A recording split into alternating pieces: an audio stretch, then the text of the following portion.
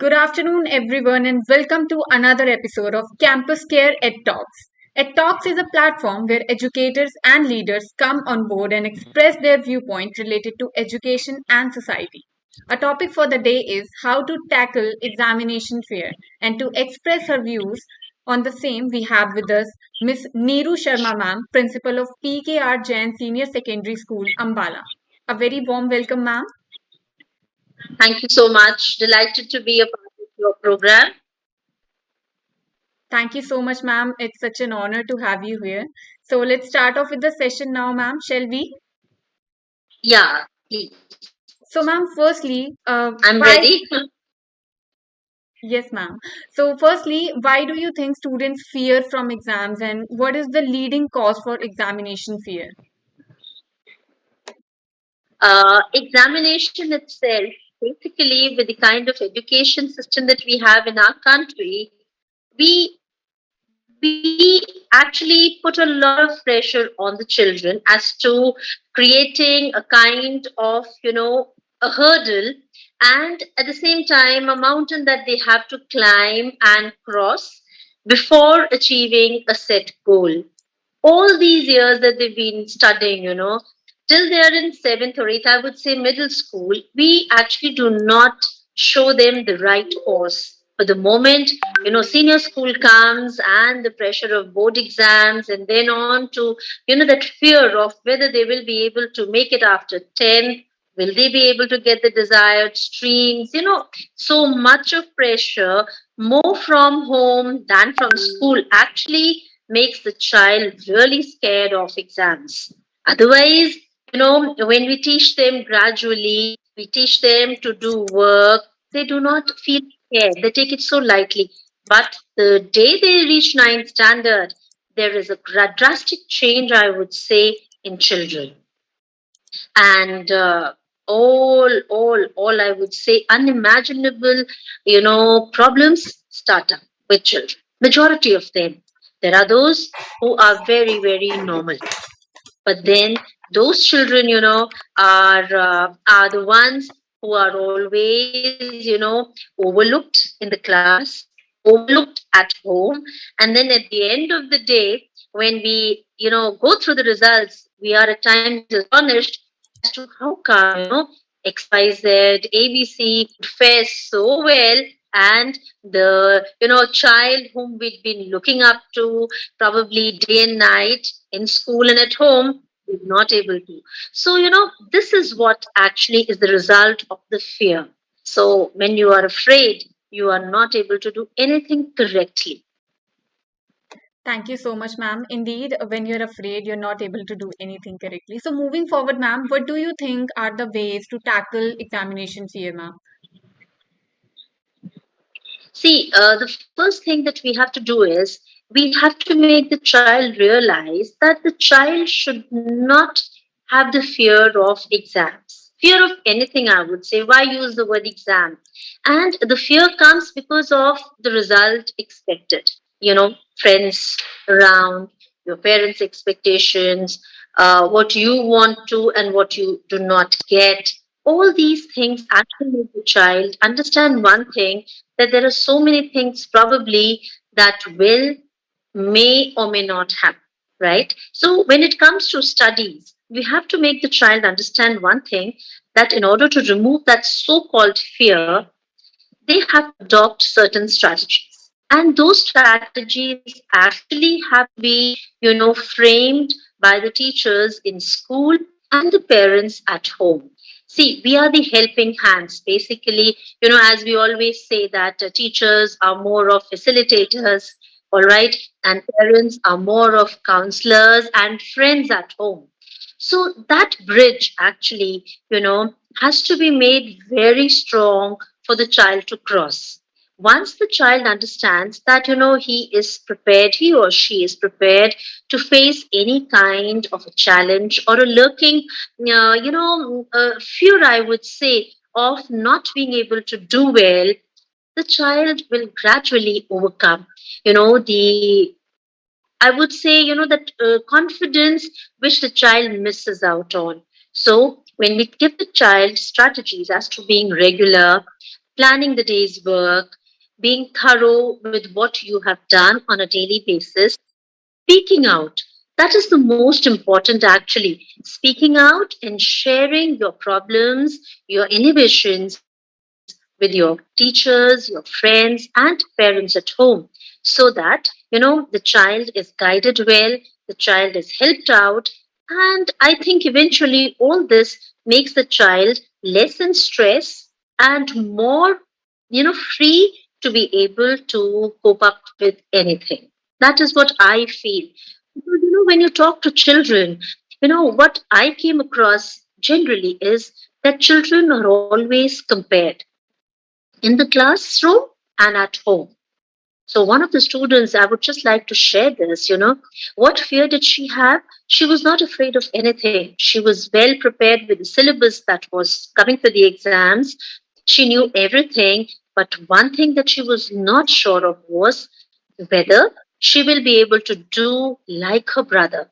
Because, her parents would often say, your cousins are doing so well, your brother is in IIT. And, so that actually was the fear that the child had. She did not have the fear of the syllabus or the books or anything else. But so, there are different kinds of fears that we have to tackle as teachers and as parents. Thank you so much, ma'am. That was really helpful. Moving forward, ma'am, do you think examination fear motivates or demotivates the students from revising their syllabus? It does. To a certain level, it does, Motivating, I don't think it motivates much because the word fear itself, it creates the release of I would say not creates, it propels the release of, negative hormones, the negative, I would say, syndromes within a human mind. Because when you're afraid, you are not able to do anything well. So, fear has always had negative impact on the mind and the body. So, the first thing that has to be done is you have to overcome that feeling of the negativity in you, which causes fear. And that I think is possible only when you have, the good vibes around you in the form of positive peer groups, very encouraging teachers, and of course, very, very positive and happy parents at home. So that is one way of actually, making the child remain motivated throughout. Otherwise, fear makes you demotivated. You, in spite of spending so much of time on everything that you have, everything that you've been doing, very, very methodically, it creates problems which inhibit and affect your performance. Indeed, ma'am. Thank you so much. That was a really brief answer by you. So, next, ma'am, I'm not able to show you. ma'am, you are perfectly audible and visible. So, moving for, am I audible to you, ma'am? No, you're not audible. Actually, I'll just see.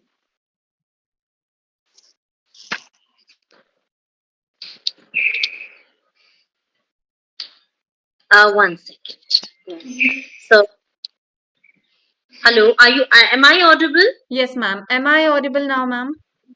Yes, yes, So, yes. ma'am, moving forward, what do you think makes examinations look so scary, and how can teachers play a role in teaching students the ways to handle this kind of fear? Examinations actually prove to be very scaring is one reason that I feel after so many years of having been among children is, expectations. Expectations from, within us as a student. And then when they look up towards, the others, when they look at the teacher, when they look at their peers, children around them, then parents at home. So all this actually creates a lot of pressure, which becomes, I think, at times difficult for the child to handle.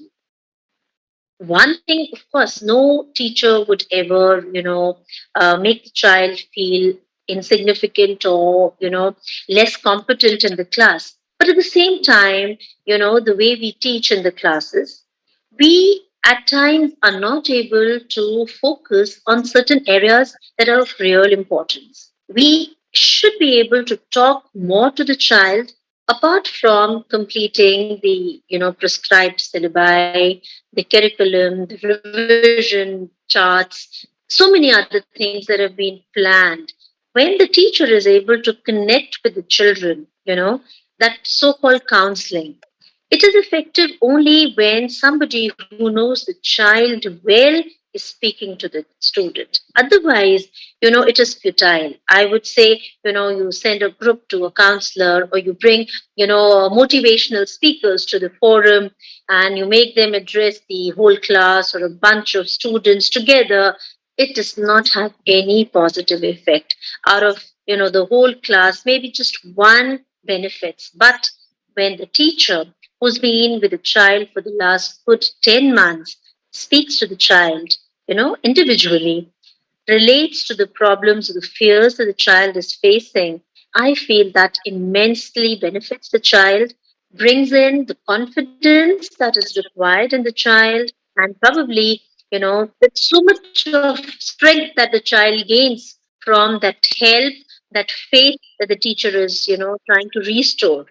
And we can do miracles this way. But we also know, with the kind of the setup that we have in schools, it actually at times is not very easily possible to have that one-to-one talk with children who actually need help. We have the majority doing well, the majority not doing well also. But we have those handful in between who could have done very well, but because of lack of guidance, lack of support, somehow were not able to fare. So, as teachers and educators, I think we must reach out to each such child, every student who, with our little bit of help, can actually do wonders. So, the time to think is, how can we help children? Help is what is required at this point. Apart from all that, we've been teaching and guiding. That's what I feel. Maybe there are so many other, psychological and technical factors which may relate to, solving these kind of issues. But the foremost for school children is the connection that the teachers must have, and of course, the great connection that the child must have with the parent at home. That's what I feel. Thank you so much, Neeru ma'am. That was a really informative answer. Lastly, ma'am, our viewers would like to know, do you think students who suffer from examination fear are affected in any ways being compared to those who are not feared? They do. They do. I feel that yes, they are the ones who are grossly and greatly affected. This kind of a fear that lurks. Some children I have seen and observed are not able to actually express it, probably because of the fact that what will the others say. Am I afraid of exams? No, I was never afraid, and up till this class. So why should I show this trait that has begun now, or probably that is suppressing my performance? The other reason why it affects is that these children who are actually affected adversely are not able to understand and realize that if they do not share, they will not be able to do well, which they are capable of. They are thorough with revisions, they are thorough with the syllabus, but they are not able to handle this level of stress that is making them fall back when it comes to performing in the exams. Either it is probably going blank after seeing the question paper, or probably not able to remember what they have studied. Whatever are the reasons, yes, this fear at times has affected the very, I would use the word intelligent, meticulous, and diligent children also. So, having this in children, it has to be made understood that any kind of a factor that is affecting your daily work or your days before before the starting of exams, commencement of exams, it should be openly talked of. So there are so many ways of overcoming and handling. There are talk sessions, we have counseling sessions, there are therapies, you have meditation, and then of course that important thing which we generally miss out on is letting the child indulge in physical activity, which is a great way to de stress and to let the flow of the good hormones, which makes the child feel confident again. But that is, again, something that has to be looked for. We really have to be very observant as teachers, as parents. Why? Because if the child is a little laid back, we have to understand that this is what the child requires. The very strong ones perform well. The below average, mediocre ones, they are happy with whatever they are doing because they know that they have been doing it. So fear does not affect them, fear does not affect the above, but the middle ones who actually have been so diligent, very, very, consistent throughout, are not able to get the desired results. And that causes a lot of, I would say, not depression, but a lot of sadness, which probably makes them, undergo a lot of trauma within. Trauma, how that they start developing that being less confident, probably being less prepared, and maybe not as good as their counterparts. So these feelings, when they start taking hold in the mind, are actually uh, not good at all, because the very intelligent and the good students, because of these factors, stay back and are not able to probably achieve what they are capable of. This is what I feel. So it is very important to help them by therapies and medication and meditation, everything that is possibly good for their benefit. Thank you so much, Neeru ma'am. That was a really wonderful session with you. I hope our viewers learned a lot from your session, ma'am. Thank you so much, ma'am, again for taking out your precious time. Thank you so much, and it was very nice sharing my views. And I hope, I mean, they're in some way able to, be of some use to somebody. Thank you so much. Thank you Thank so you. much, ma'am. Thank you so much again. And for Thank all you. the viewers watching us out, please subscribe to our channel for more stuff like this. Thank you, ma'am. Have a good day. Thank you.